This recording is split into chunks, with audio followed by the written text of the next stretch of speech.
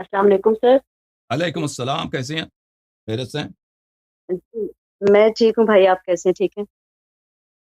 الحمدللہ، اللہ تعالیٰ کے احسان ہے، بہت مہربانی آپ۔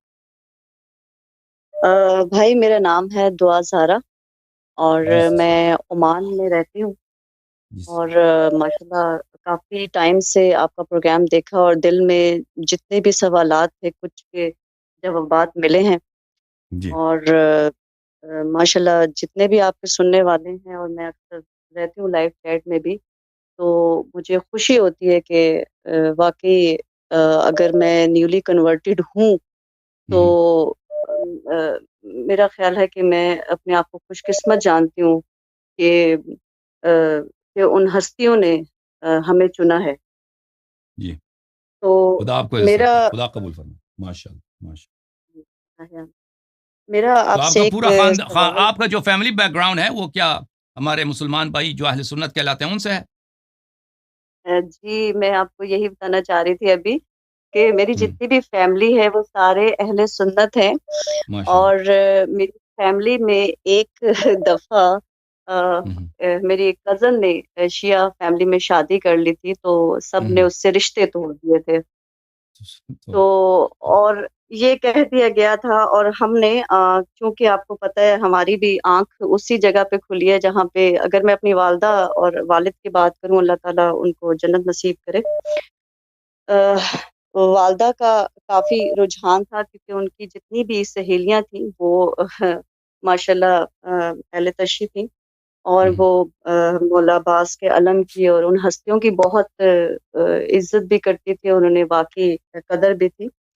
تو ہوں، اس حوالے سے جب میری شادی ہوئی تو میرے ہسبینڈ جو ہیں ابھی وہ اہل تشیع ہیں ماشاءاللہ، تو جو چیزیں اور جو باتیں انہوں نے مجھے بتائیں تو ماشاء میں اس پہ اتفاق کرتی ہوں، بلکہ ایک مومن ہونے کے ناطے جو ہے میں خوش قسمتی اس میں محسوس کرتی ہوں کہ مجھے بہت ساری چیزیں جو تھی وہ نہیں پتہ تھی، کیونکہ میرے فادر کافی اسٹرکٹ تھے اس اللہ۔ معاملے میں، اور انفیکٹ میرے بھائی بھی اللہ تعالیٰ ان کو بھی اہل بیت کی محبت نصیب کرے، اور ہم سب کو جہاں جہاں تک ہماری آواز پہنچ رہی ہے۔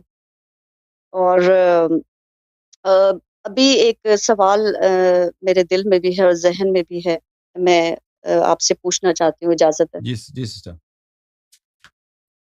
میں بھائی یہ پوچھنا چاہتی ہوں، جیسے میری زندگی بھی اہل سنت فرقہ میں گزری ہے اب تک، بہت گزر گئی ہے، تو جو لوگ معتدل زندگی گزارتے ہیں اور سنی اور شیعہ کے فرق کو اہمیت نہیں دیتے، جی ہاں۔ مثال کے طور پہ کوئی گاؤں میں رہ رہا ہے یا کوئی شہروں میں رہ رہا ہے، جدید زندگی گزار رہے ہیں، تو چونکہ رسول پاک صلی اللہ علیہ وآلہ وسلم نے فرمایا ہے کہ ایک فرقہ ہے جو جنت میں جائے گا، تو ہوں، آپ ائمہ علیہ السلام کے حوالے سے کیا ہمیں یہ حکم ہے، کیا شریعت ہمیں کیا کہتی ہے کہ کیا ان کی نمازیں، ان کے روزے، ان کی باقی زندگی کے اعمال جس طریقے سے وہ گزار رہے ہیں، تو اس حوالے سے مجھے کچھ بتائیے گا۔ دوبارہ اپنے سوال کو ایکسپلین کریں، مجھے سمجھ نہیں آیا، دوبارہ کہہ رہے ہیں؟ جی، میں یہ پوچھ رہی تھی کہ جو لوگ جو ہے ابھی معتدل زندگی گزار رہے ہیں، ہوں، مینس کے 50-50 پہ گزار رہے ہیں، مینس کہ اس میں شیعہ بھی ہیں، اس میں سنی ہوں، بھی ہیں، اور ہوں، ساتھ ساتھ ہی رہتے ہیں، لیکن اہل سنت کا ایک یہ سٹائل ہے یا یہ ماننا ہے کہ وہ چاہے وہ گاؤں میں ہے یا شہری زندگی میں ہے، تو ہوں، وہ جس طریقے سے اپنی نمازیں اور روزوں کو گزار رہے ہیں اور وہ بڑے مطمئن اپنے آپ کو وہ فیل کرتے ہیں، تو ہوں، اس کے لحاظ سے کیا آپ حکم جو ہمارے ائمہ ہیں ان کا کیا حکم ہے، اور وہ جو ایک فرقہ جو جنت میں جائے گا، تو وہ اس چیز کو تھوڑا سا مجھے جی ایکسپلین کر دیں۔ میری بہن دیکھیں کہ نماز روزہ وغیرہ جتنے دین کے احکام ہیں وہ اسی طریقے سے بجا لانا ہے جس طرح اللہ نے فرمایا، رسول اللہ صلی اللہ علیہ وآلہ وسلم نے فرمایا، اور اہل بیت طاہرین علیہم السلام نے فرمایا۔ اگر کوئی شخص ان طریقے سے ہٹ کے نماز روزہ وغیرہ بجا لاتا ہے تو اس نے اللہ کے حکم کی اتباع نہیں کیا۔ نماز اسی طریقے سے بچا لانا ہے جس طرح اللہ چاہتا ہے۔ اللہ تعالیٰ ہم اس طرح نہیں چاہتا کہ ہم جس طریقے سے ہم نماز پڑھیں تو وہ قبول ہو جاتی ہے، نہیں، اس طرح جس طرح اللہ نے فرمایا، رسول اللہ صلی اللہ علیہ وآلہ وسلم نے فرمایا، اسی طرح روزہ ہے، اس طرح وضو ہے، اسی طرح نکاح طلاق جتنے دین کے احکام ہیں یہ سب صحیح ہونے چاہیے۔ اگر صحیح نہیں ہے تو غلط ہے، باطل ہے۔ اب مسلمان جو اعمال لاتے ہیں اس میں بڑا اختلاف ہے. شیعہ اور طریقے سے بجا لاتے ہیں، جو ہمارے پیارے اہل سنت بھائی ہیں وہ دوسرے طریقے سے بجا لاتے ہیں. تو ان میں اچھا طریقہ کون سا ہے، صحیح طریقہ کون سا ہے؟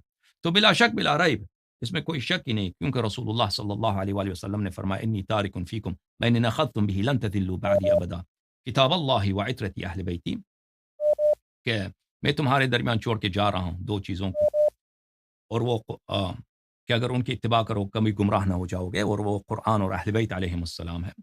تو بلا شک بلا ریب انسان جو بھی اختلافی مسئلہ ہے، مثلا نماز کا طریقہ کار ہے، وضو کا طریقہ کار ہے، غسل جنابت ہے، روزے کے احکام ہیں، اسی طرح جتنی بھی عبادات اور غیر معاملات وغیرہ ہیں، تو ان میں انسان کو چاہیے کہ اہل بیت علیہم السلام کے طریقے پہ چلے، کیونکہ نبی کریم صلی اللہ علیہ وآلہ وسلم نے فرمایا کہ جس طریقے پہ اہل بیت علیہم السلام نے فرمایا اگر اس کی اتباع کرو گے تو تم کبھی گمراہ نہ ہو جاؤ گے.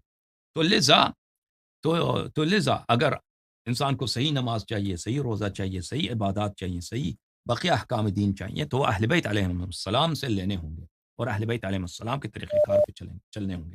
تو یہ بلا شک بلا رائب یہ صرف مذہب شیعہ ہے جو اپنے سارے احکام اہل بیت علیہم السلام کے طریق سے لیتا ہے، اور اہل بیت علیہم السلام کے صحیح متواتر احادیث ان کے پاس ان سب مسائل پہ موجود ہیں الحمدللہ رب العالمین.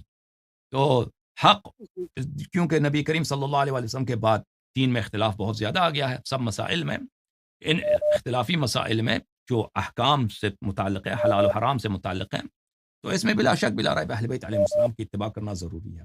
میں امید رکھتا ہوں کہ میرا جواب آپ کے سوال کے مطابق رہا ہو، یا آپ کوئی اور چیز پوچھ رہی ہے؟ جی بالکل صحیح فرما رہے ہیں، لیکن اس میں جو ہے وہ یہ بھی فرماتے ہیں کہ مطلب یہ سارے کہتے ہیں کہ لوگ جتنے بھی، کیونکہ میں تو ان لوگوں میں اٹھ کے بیٹھ کے میری زندگی گزر چکی ہے، مجھے کہتے ہیں کہ جیسے ان کے حضرت ابو بکر ہے، عمر کا احترام کرنا جو ہے وہ واجب ہے، ضروری ہے، اور ان کے اعمال کی سزا جو ہے وہ اللہ ہی دے گا، مگر ہم پہ جو ہے وہ احترام کرنا ضروری ہے. اور مینس کہ اس کا مطلب یہ ہو گیا کہ شیعہ غلط ہیں، کیا کہتے ہیں آپ؟ آپ احترام کرنا ضروری ہے، دیکھیں ان کے اعمال بھی تو دیکھنے ہوں گے نا کہ ان کے اعمال کیسے ہیں. اگر ان کے اعمال ایسے ہیں جی کہ وہ قابل احترام ہیں تو سب کے لیے وہ ضروری ہے، شیعہ کے لیے بھی ضروری ہے کہ ان کا احترام کریں، دوسروں کے لیے بھی ضروری ہے. لیکن آپ اس طرح پردہ ڈال کے بھئی ان کے اعمال کو چھوڑ دو، ہم ان کا صرف احترام کرتے ہیں، یہ درست نہیں ہے. ان کے اعمال کو دیکھنا ہوگا، کیونکہ دین کا مسئلہ ہے. رسول پاک صلی اللہ علیہ وآلہ وسلم کے بعد کن کے اتباع کرنا ہے، اگر ان کی خلافت کی دلیل ہے، ان کی امامت کی دلیل ہے، وہ دکھانا چاہیے ہمیں. ابھی ڈاکٹر صاحب تشریف لائے تھے یہاں پر، ڈاکٹر قادری صاحب، انہوں نے کوشش کی تھی کہ کوئی دلیل، انہوں نے صرف یہی دلیل پیش کیا کہ مشورہ ہے، اور وہ مشورہ بھی نہیں، ان کے خلافت پہ کوئی مشورہ بھی نہیں ہوا ہے، انہوں نے مان لیا کہ عمر کے خلافت پہ کوئی مشورہ نہیں ہوا، اسی طرح ابو بکر کی خلافت پہ بھی کوئی مشورہ نہیں ہوا. تو ان کے خلافت پہ کوئی دلیل ہی نہیں ہے، کوئی دلیل ہی نہیں ہے. صرف ہمارے جو بھائی ہیں ان کی صرف احترام نہیں کرتے، وہ صرف اتباع بھی کرتے ہیں، صرف احترام جی نہیں کرتے، اتباع پیروی بھی کرتے ہیں. ٹھیک ہے نا؟ تو یہ ان کی جب وہ یہ ایک بہانہ ہے، کیونکہ ان کی امامت کی دلیل نہیں ملتی، اور پھر ان کے جو اعمال ہیں، مثلا جنگوں سے بھاگ جانا، رسول اللہ صلی اللہ علیہ وسلم پہ جھوٹی احادیث باندھنا، اور پھر اسی طرح میری بہن کے ان کے مختلف مسائل پہ ان سے پوچھے جاتے تھے، وہ غلط جواب دیتے تھے، جواب نہیں آتے تھے، جاہل تھے مسائل سے. تو ان پہ پردہ ڈالنے کے لیے شیعوں کے لیے ان کے پاس ایک چارہ کار، ایک ایسا بہانہ ان کو مل گیا کہ بھائی ان کا احترام کرو، باقی باتوں کو چھوڑ دو، ان کا احترام کرو. تو کیوں احترام کریں بھائی؟ پہلے امامت کی اگر دلیل ہے تو دلیل ہے، اگر دلیل نہیں ہے تو پھر ان کی امامت باطل ہے، اور جو شخص باطل دین میں بدعت لے کے آتا ہے اس کا احترام ہم کیوں کریں؟ تو یہ باتیں ہیں جن کا ملاحظہ کرنا ضروری ہے. جی. تو یہ جو بار بار کہتے ہیں کہ سنی جو ہیں، شیعہ جو ہیں، وہ سب جو ہیں وہ غلط ہیں، جہنم میں جائیں گے، سب سنی غلط ہیں یا پھر کیا کہتے ہیں؟ میں تو بہت کنفیوز ہوں کہ سنی کہتے ہیں کہ شیعہ غلط ہیں، تو جہنم میں کیسے جائیں گے؟ وہ ایک فرقے والی جو حدیث ہے اس کے مطابق تھوڑا سا جی بیان کر ابھی دیجئے. میں جواب دے دیتا ہوں. اوکے، تھینک یو سسٹر، بہت مہربانی. تھینک یو بہت مہربانی. دیکھیں آپ کی خدمت میں کیا عرض کریں کہ دیکھیں، میں پہلی بات ہے، یہاں پہ مولوی صاحب تشریف لائے تھے، تشریف کیا لے کے آئے تھے؟ وہ جماعت مخالفین کے. کس گروپ کے تھے وہ؟ ضرب عمری والے گروپ سے. وہ یہاں پہ آئے ہیں، انہوں نے احانت شروع کی ہے شروع ہی سے. تو ہم ایسے لوگوں سے گفتگو نہیں کرنا چاہتے عزیزوں. وہ جو مرضی کہہ دیں، وہ کہنے اللہ یاری بھاگ گیا ہے، اللہ یاری فرار کیا ہے، اللہ یاری. دیکھیں عزیزوں، ہم علمی گفتگو سے نہیں بھاگتے، لیکن اگر کوئی شخص آ کے یہاں پہ اہل بیت علیہ السلام کو گالی دیتا ہے، اہل بیت علیہ السلام کی بے احترامی کرتا ہے، تو ہم ان کے سے بات نہیں کریں گے. ہمارے گروپ کا نام ہے شیعہ، ہمیں شیعہ کہہ دو، ہمیں رافضی کہہ دو، ہمیں جعفری، حسنی، حسینی، ہمیں فاطمی کہہ دو، یہ سب ہمیں منظور ہے، یہ سب ہمیں منظور ہے. لیکن اہل بیت علیہ السلام کے ماؤں تک نہ پہنچو تم بغیر. تو دیکھو یہ کتاب ہے کتاب بشارت المصطفیٰ لشیعۃ المرتضی، تالیف ابی جعفر محمد ابن ابی القاسم الطبری. یہ کتاب چھپی ہے قم مقدسہ میں. یہاں پہ صفحہ نمبر 50 میں وصیت ہے امیر المؤمنین علیہ السلام کی کمیل ابن زیاد کو. کمیل ابن زیاد النخعی جو ہیں ان سے وصیت ہے. یہاں پہ ملاحظہ فرمائیے اس وصیت یہ کافی لمبی ہے. صفحہ نمبر 52 میں مناظرے کے متعلق امیر المؤمنین علیہ السلام کی جو وصیت ہے وہ یہ ہے. مناظرے کے متعلق: یا کمیل اذا جادلت فی اللہ، یا کمیل اذا جادلت فی اللہ فلا تخاطب الا من یشبہ العقلاء وهذا ضرورہ. فرماتے ہیں امیر المؤمنین علیہ السلام کہ ومن يرغب عن ملت ابراہیم الا من سفہ نفسہ، کہ جو شخص حق کے راستے کو چھوڑ کے چلا جاتا ہے وہ عاقل نہیں ہوتا. ٹھیک ہے نا، عاقل نہیں ہوتا. تو قاعدہ کیا ہے؟ قاعدہ یہی ہے کہ جو بھی شخص شیعہ مذہب کے خلاف بات کرتا ہے، حق کے خلاف بات کرتا ہے، وہ عاقل نہیں ہو سکتا. وہ شبیہ عاقل ہو سکتا ہے لیکن عاقل نہیں ہو سکتا. یہ کمیل امیر المؤمنین علیہ السلام فرماتے ہیں کہ اگر تم مناظرہ کرنا چاہو اللہ کے رضا کے لیے، فلا تخاطب الا من یشبہ العقلاء وهذا ضرورہ، تم صرف کن لوگوں سے بات کرو؟ وہ لوگ جو شبیہ عقلاء ہیں. عاقل تو کوئی بھی نہیں ہوگا ان میں، کیونکہ یہ ہو ہی نہیں سکتا کہ ایک شخص عاقل ہو اور حق کا راستہ چھوڑ دے، یہ ہو ہی نہیں سکتا. لیکن ہر قوم میں لوگ متفاوت ہوتے ہیں. بعض لوگ بہت گھٹیا ہوتے ہیں اور بعض لوگ گھٹیا نہیں ہوتے. تو جو ہے نا ان لوگوں سے بات نہ کیا کر مناظرہ، جو گھٹیا لوگ ہیں. وہذا ضرورہ، یہ ضروری ہے. یا کمیل ہم علی کل حال سفہاء، یہ ہر حال میں آپ کے مخالفین ہر حال میں سفی ہیں. سفی کس کو بولتے ہیں؟ بے عقل. ہر حال میں ان کی عقل نہیں ہوتی. اللہ تعالیٰ نے فرمایا الا انہم هم السفہاء ولکن لا یعلمون، یہ سفی ہیں لیکن ان کو خود پتہ نہیں ہے کہ یہ سفی ہیں، بے عقل ہیں. یا کمیل فی کل صنف قوم ارفع من قوم فإیاک ومناظرۃ الخسیس منہم، ہر قوم میں گھٹیے لوگ بھی ہوتے ہیں اور ان سے اوپر طبقے کے لوگ بھی ہوتے ہیں، اچھے لوگ بھی ہوتے ہیں نا. تم گھٹیے لوگوں سے کبھی مناظرہ نہیں کرنا، گھٹیا سے کبھی مناظرہ نہیں کرنا، کیونکہ وہ گھٹیا، جب انسان گھٹیا سے مناظرہ کرتا ہے وہ اپنے آپ انسان کو اپنی سطح تک نیچے لے کے آتا ہے. ٹھیک ہے نا.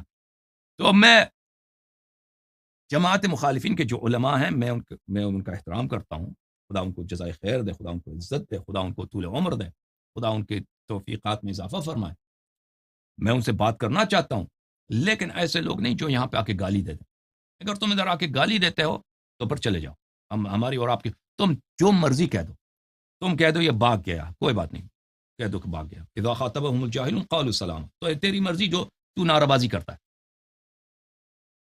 جماعت ضرب عمری والوں کو کہتا ہوں کہ تو تمہاری مرضی، تو وہاں کہہ دے کہ اللہ یاری بھاگ گیا، تو جو مرضی کہہ دے، لیکن ہم اس شخص سے بات کریں گے جس کے پاس ادب ہے، جو یہاں پہ آ کر ادب کے ساتھ، پیار کے ساتھ، احترام کے ساتھ بات کر سکتا ہے. اگر تم اس طرح بات کر سکتے ہو، بسم اللہ، آ جاؤ ادھر. لیکن یہ مولوی جو بھی آیا تھا، نصیر احمد نام تھا، اس کے ساتھ کبھی بات نہیں کروں گا میں.